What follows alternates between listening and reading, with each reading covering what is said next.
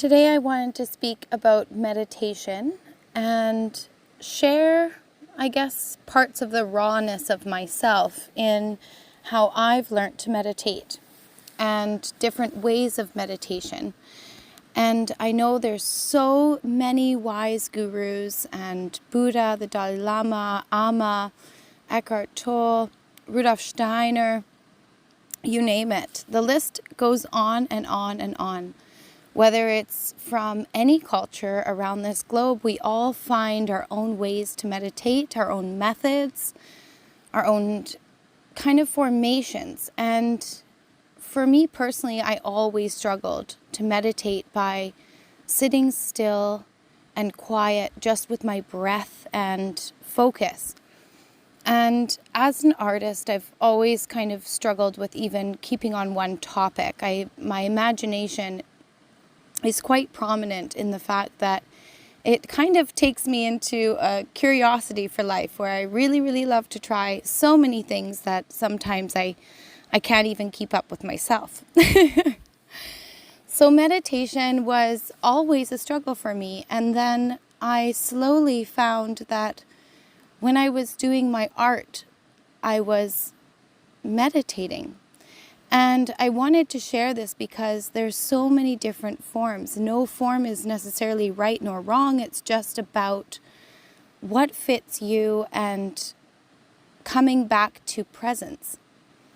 And in my own personal experience, I found that meditation for me was truly just coming back to the present moment.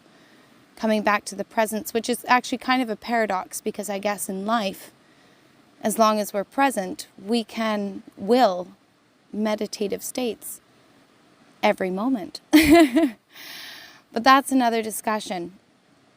So I guess to start off, I just wanted to say where I am right now. Speaking of present moment, I am currently sitting on a beautiful, beautiful, massive old growth maple tree.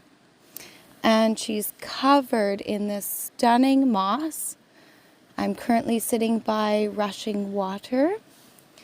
And the leaves are like kissed with sunlight. It's really beautiful. It's like all these different textures. And it's just her roots are like massive, these massive strong roots that are above ground. And I live currently on the west coast of British Columbia, and we have a lot of trees like this where the roots are exposed. And you get to witness and see this beautiful, deep connection that the earth has, this interconnected sense and communication that our trees have. And yeah, the trees fascinate me. I absolutely love trees. So I just feel really blessed to speak about meditation while sitting here. So as you can see, I am wood burning in real time in my studio, which I was doing earlier today. And I decided, well, I'm going to speak about my meditative practices somewhere I love. And so hence I am, of course, out in nature, my favorite space, on this beautiful old growth maple tree. And I'm wood burning the tree of life. And the funny thing about that is this tree that I'm literally sitting under, that I just randomly actually found, looks like the tree of life. It's a maple tree, but it looks like the tree of life. Its roots are exposed, they're reaching, they're wise. There's moss all over the branches and the entire trunk and the roots. It's just so stunning. I'm currently sitting on one of the massive roots on a bed of moss. But when it comes to meditation, and of course there's so many wiser than me, but in my personal experience, and if you're someone like me who really struggles to kind of focus on one thing and you kind of, find it hard to sit still in a traditional meditative state, don't feel bad about that. Don't feel that you cannot meditate, for meditate is presence. And how I meditate is, my meditation is through my wood burning. because it's such a slow and patient process, and because I have to be present with each piece that I create freehand, it asks for my attention, it asks for the silence. And so when I wood burn, I 90% of the time am sitting in pure silence, for it's clearing the mind. And you find that actually, even with a clear mind, with a focus, when I'm just having my full attention to what I'm doing, I also receive a lot of clarity in my life. So the brilliance of meditation is not only is it extremely strengthening to your nervous system, your mind, your organs, your whole vibrational being. And especially if you can do it in a form of grounding. So that means, sitting outside so that you can receive the energetics of the earth. Or, like with me, whenever I wood burn, I'm actually always barefoot. It's a funny little quirk of mine, but it's because it keeps me grounded, it keeps me present in where I am, and the energetics that we have in our own beings, our own, auric field, we are of energy. And thus the earth gifts us energy, Mother Earth. We're of this planet, our food source, our everything we need to exist or be alive is because of this planet's ecosystem. We are part of this ecosystem. So of course, naturally, the earth's energetics and frequency, we absorb that up. And it brings us back down to a calming space and really brings us back to a present moment. So meditation is phenomenal to do outside if possible, and if not, to remain connected to the earth in some form, and whether that's barefoot or what have you, that's fine. But meditation, it doesn't always need to be one way. Meditation can even be, if some people like to go boating, some people like to go off-road quadding, some people like to sing, some people like to swim or dive or climb mountains or play music or write or adventure. It doesn't matter. The principle of meditation is presence and coming back to yourself, reconnecting into your quietness, free from distraction. And all it means is to just let go of future or past thinking. If we're too much in the future, or too much chasing things or ideas or what ifs or worries or fears, and we're thinking, I have to do this, this is the next thing for that, I've got all these external things around me, I don't know how I'm going to juggle them all. And we build up these anxieties in ourselves, and this static energy, this very, very loud voice in our head becomes second nature. Because anything that is learnt into a habit becomes an organic kind of byproduct of everything that we do, whether we realize it or not. Just like our past, in example of that is our conditioning. That's what shapes us. That's what builds our identity, who we are, the way we communicate.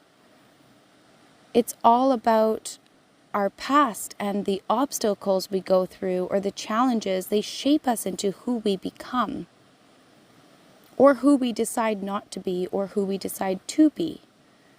But everything of learnt experience in our life is perception. And the one thing that you do have control over is looking at a circumstance and having the choice to be present enough to realize your reactions to it. Your power lies in how you react and act to everything, because yes, a lot of our life is a condition of our internal. Our internal well-being will thus translate into the external. However, sometimes the external will bring things to us, and that is a test of how will you react or act to that circumstance around you. And how can you act in the highest regard out of respect for yourself and all external, either people or circumstances or things? Everyone faces challenges, everyone faces hardships. Our worst critic is always ourself.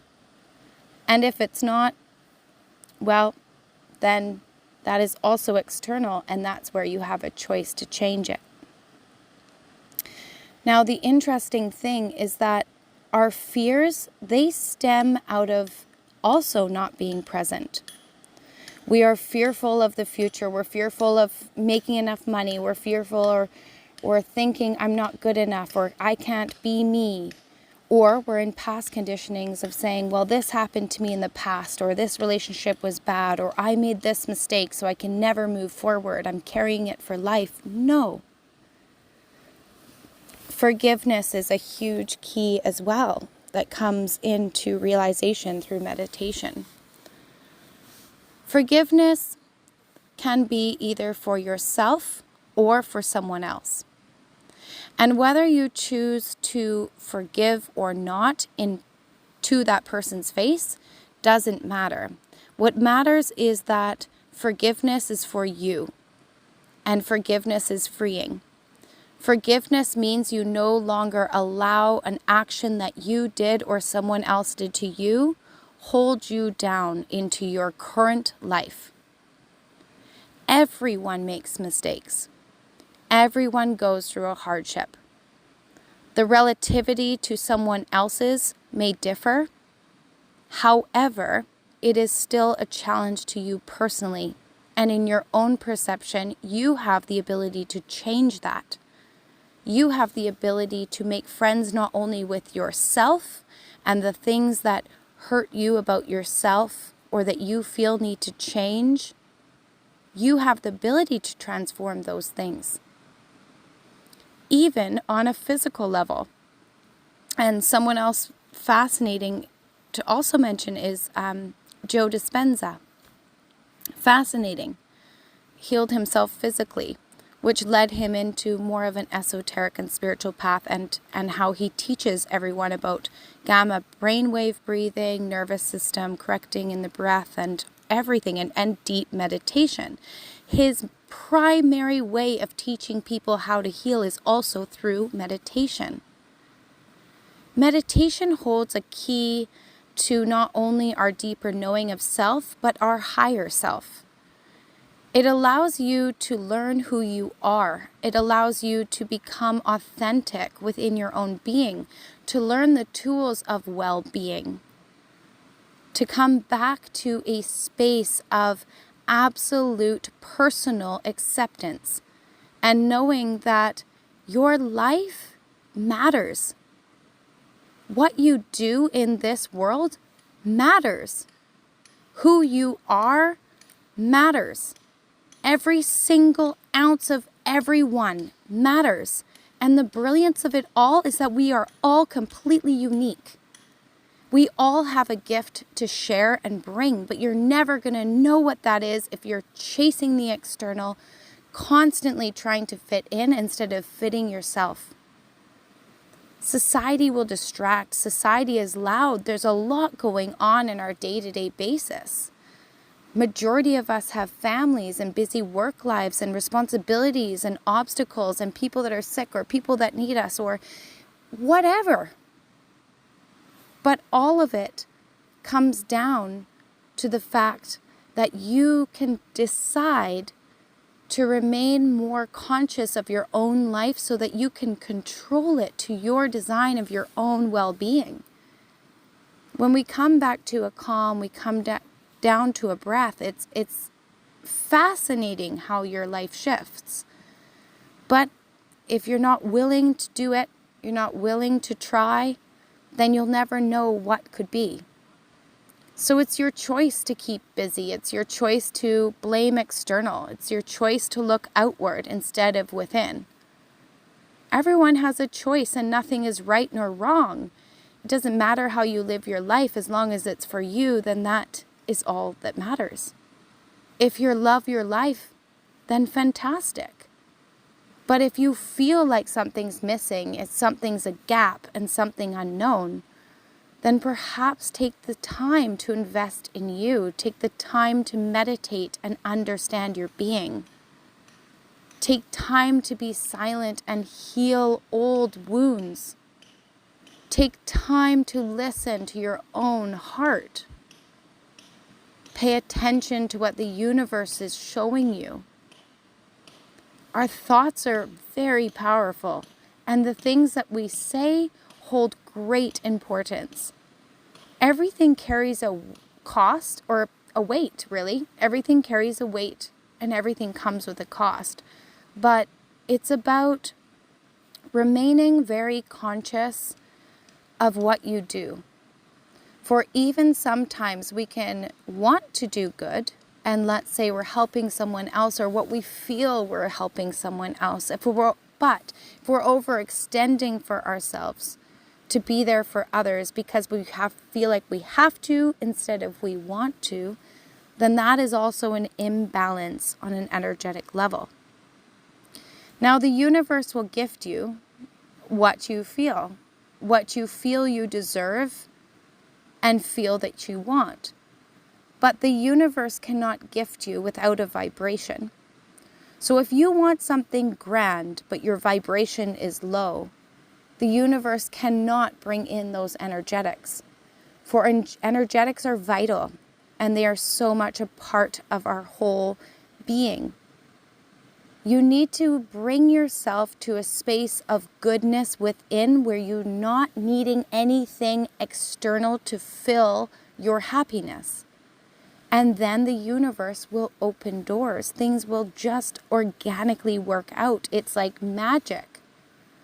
But the first work that you have to do is for you. You have to look within you. You have to focus on yourself.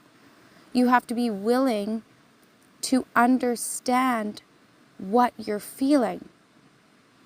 When we come to a quiet space, you can feel like, oh, I hold weight in my heart. I hold feels very tight in my neck, or I have stomach cramps and pains. Sometimes when things bother us in life, it's fascinating if we can pay attention to where we feel that in the body.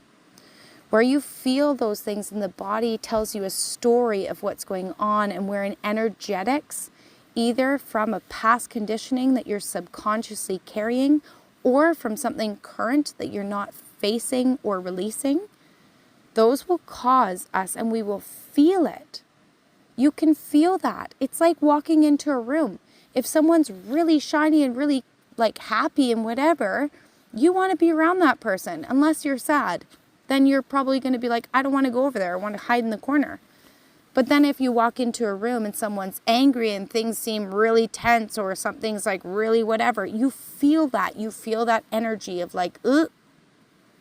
That's because everything is energy. We can even feel when our partners are off, our children are off, our loved ones, our friends.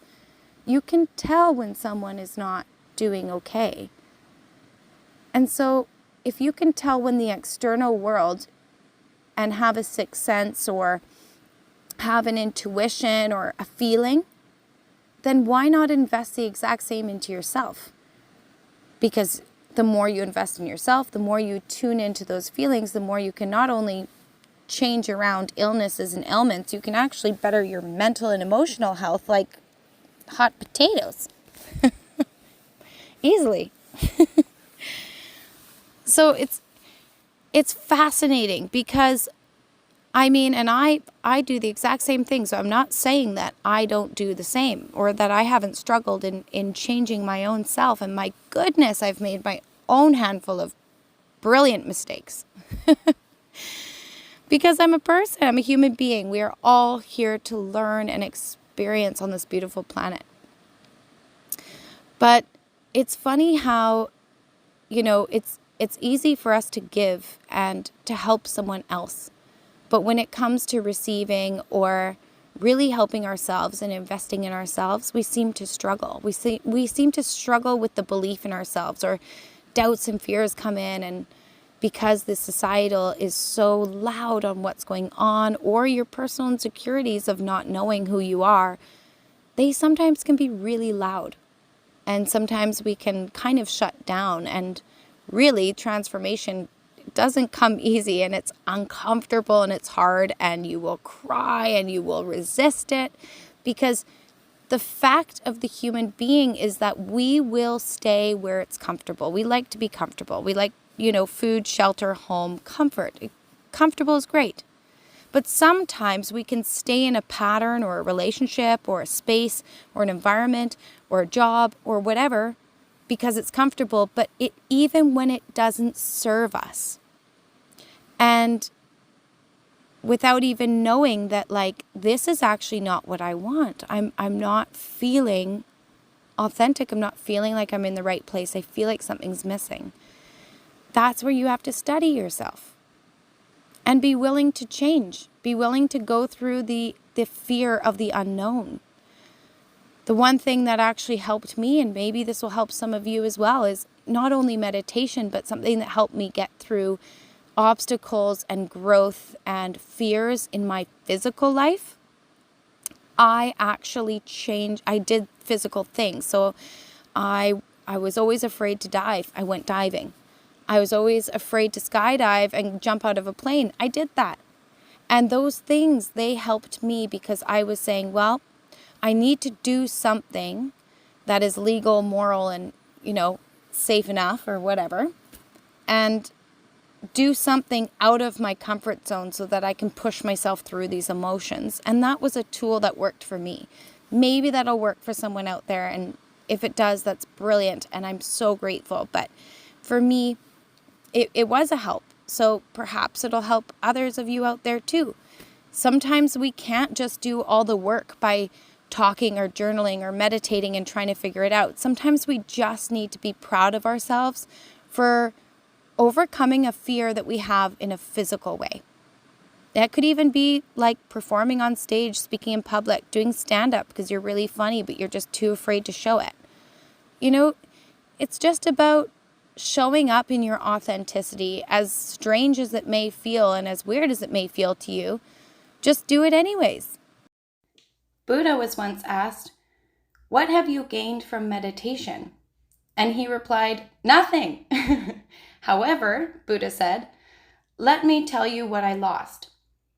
Anger, anxiety, depression, insecurity, fear of old age, and death." The thing that's so fascinating to me and what I learned over the years through my artwork is that both meditation and presence, it's kind of a paradox because they both equal one and the same in the sense of what they teach you. They both come back to the same source of being with oneself, to learn about oneself. And the Dalai Lama, for example, he said, the very purpose of meditation is to discipline the mind and reduce afflicted emotions. When you think everything is someone else's fault, you will suffer a lot. When you realize that everything springs only from you, you learn both peace and joy. The Dalai Lama taught that, but he taught that through his knowledge because meditation brings about the teacher of self. Presence brings about the teacher of self.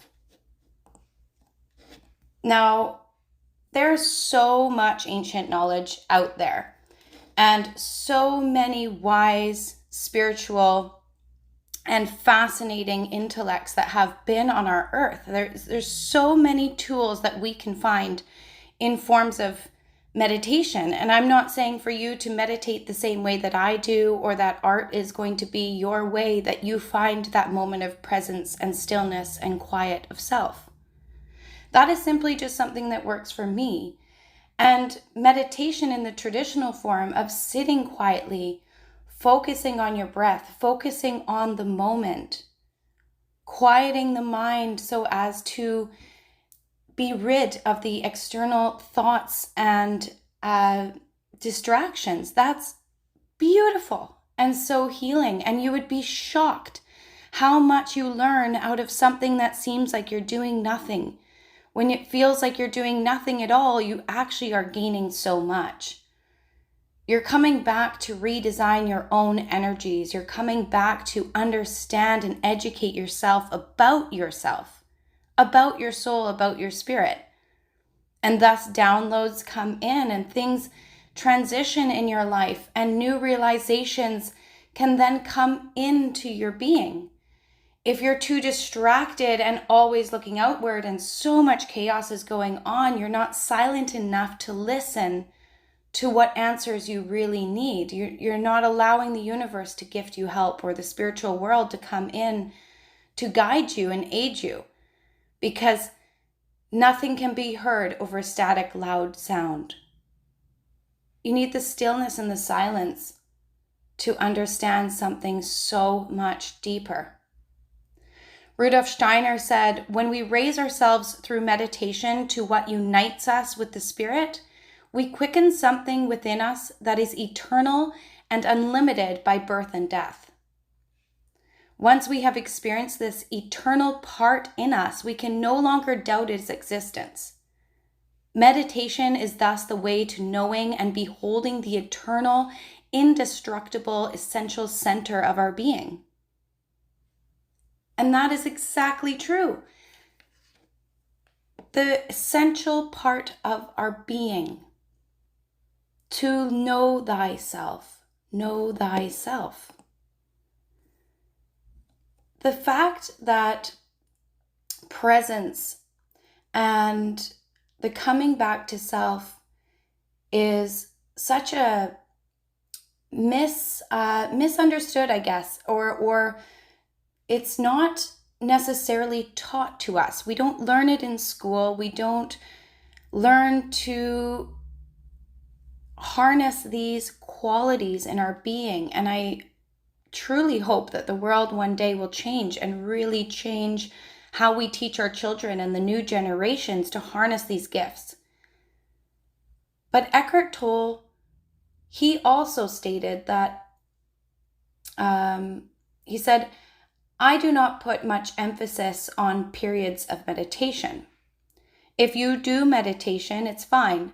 But the important thing is to bring the awareness into every day, into every little action that you do, into the varied challenges of everyday life. And that's exactly the way that I perceive it. That resonates with me so much. And I feel like I've kind of danced about in this, me just free speaking here about meditation. I've danced in about whole bunch of different things that meditation has taught me, but it's also what presence has taught me. And just like I'm saying, they essentially swim in the same essence. They are very, very interconnected. They are one and the same. Meditation is presence. Meditation is stillness. It's quiet. It's reconnecting into your own soul. It's the educator of your own being. The educator of your life, the raiser of your vibration so that you can manifest a life that you want to mold and achieve and design that works for you. No two lives should be the same, and because someone's life looks great and they're living it one way, then sure, you can use that as a marker of inspiration, but never allow infatuation to become a hindrance to your own beautiful qualities and the potential of a brilliant life you can lead. You can truly achieve anything that you want. It doesn't matter which form it is, whether you're a builder or a creator or a designer, a coding person, anything under the sun. If your heart and your passion is in what you're doing, then that is perfect. Even if you are a stay-at-home parent, my goodness, then you have the most beautiful soul journey and job, because you are being a part of raising new generations. And that in itself is a massive undertaking and one of the greatest jobs that I admire the most. Our parents. So I just wanted to say that I hope that this video helps some of you. And it's okay to learn to meditate over time. It does take time to learn. And it takes time to change a pattern. It takes time to change a habit. But if you can do that, then you can learn to rewire your energy. You can rewire your brain. You can rewire your environment. You can heal your being. The potential is truly limitless, and you deserve a good life. You deserve to have everything that your heart desires. You deserve to smile and laugh and bask in success and happiness and joy and love. But the choice is up to you. The decisions ultimately come down to you, your free will. Anyways, thank you so much, and I'm sending so much light and love out there to everyone. And I truly, truly believe, as I always say, that, self-development is the first step into spiritual awakening. And yeah, I just appreciate you all. So cheers and ciao.